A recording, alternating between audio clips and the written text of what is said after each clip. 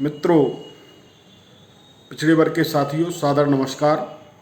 मैं रमणकांत यादव, राष्ट्रीय संयोजक, राष्ट्रीय पिछड़ा वर्ग अधिकार संगठन। साथियों, जैसा कि आपने देखा, विगत 28 जुलाई 2021 को भोपाल में पिछड़े वर्ग के विभिन्न संगठनों ने एकत्रित होकर और एक बहुत बड़ा प्रदर्शन भोपाल में किया। हमारी मांग थी जाति आधारित जनगणना और संख्या के अनुपात में आरक्षण।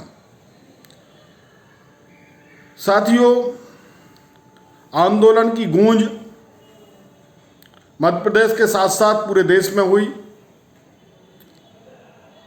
और पहली बार पिछड़े वर्ग के लोगों ने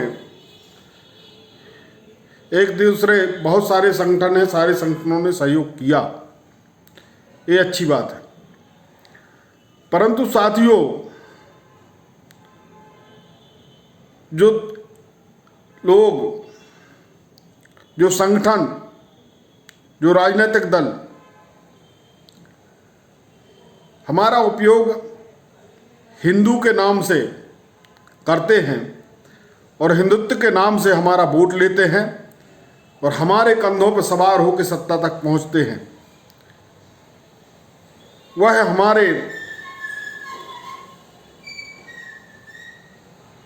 प्रगति में, विकास में बहुत बड़े बाधक हैं और हमेशा षड्यंत्र करते रहते हैं। साथियों, इसी का परिणाम है कि जब देखा गया कि अब पिछड़ा वर्ग में जागरण हो रहा है और अब यह वर्ग अपने अधिकारों के प्रति सचेत हो रहा है, इस बात की जैसे ही झनक इनके कानों में पड़ती है तो केंद्र की मोदी सरकार 127वां संशोधन विधेयक लाती है। 127वें संशोधन विधेयक के माध्यम से सरकार क्या प्रावधान लाती है कि पिछड़े वर्गों का सर्वे का अधिकार अब प्रदेशों की सरकारों को दिया जाता है। साथियों, हमने जाति आधारित जनगणना की मांग की, जो केंद्र ठुकरा चुका है। दूसरी तरफ जो पिछड़े वर्गों की गणना और सर्वे का अधिकार केंद्र के पास था, उसको राज्यों के पाले में डालता है। ऐसा क्यों होता है? क्योंकि साथियों, ये हमारा विकास नहीं चाहते, हमारी प्रगति नहीं चाहते, इसलिए हमारे रास्ते पे कांटे बिछाने के लिए हमेशा तैयार खड़े रहते हैं। एक कहावत है कि तुम डाल डाल, मैं पात पात। हम थोड़ा भी प्रयास करते हैं तो ये षड्यंत्रकारी लोग पहले से तैयारी किए हुए बैठे हैं और हमारे राह में कांटे बिछाने का काम करते हैं। और जब इनको हमारे वोट की ज़रूरत होती है तो हिंदुत्व का नारा देते हैं। साथियों, आज के अखबार में मैंने पढ़ा, आज दिनांक है 11 अगस्त 2021।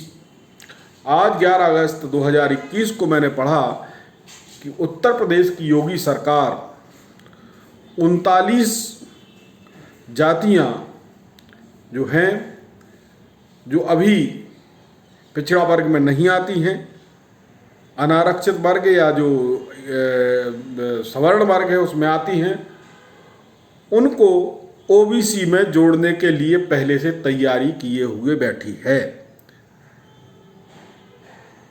मैं और संगठन और पूरा पिछड़ा वर्ग समाज यह मांग करता है आपसे कि यदि आप 39 जातियां जोड़ रहे हैं तो इसका मतलब है कि आप सवर्ण क्लास से 39 जातियों को निकाल रहे हैं।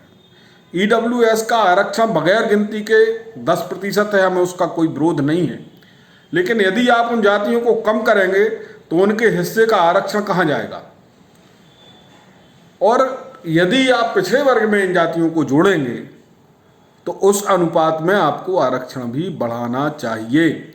ये सीधा सीधा बिल्कुल सरल चीज है, कोई इसमें रॉकेट साइंस नहीं है, कोई बड़ा उलझा हुआ प्रश्न नहीं है, कोई पहेली नहीं है इसमें, सीधा सरल काम है। परंतु साथियों, मित्रों, पिछड़े वर्ग के भाइयों बहनों, आप इस बात को समझो, ये आपके विरोधी हैं, विरोधी रहेंगे, षड्यंत्र करते रहेंगे।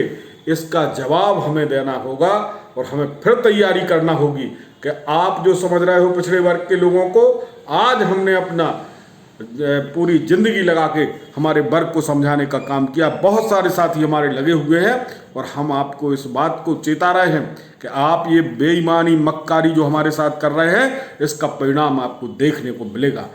साथियों, जय हिंद, जय भारत, जय संविधान, जय ओबीसी।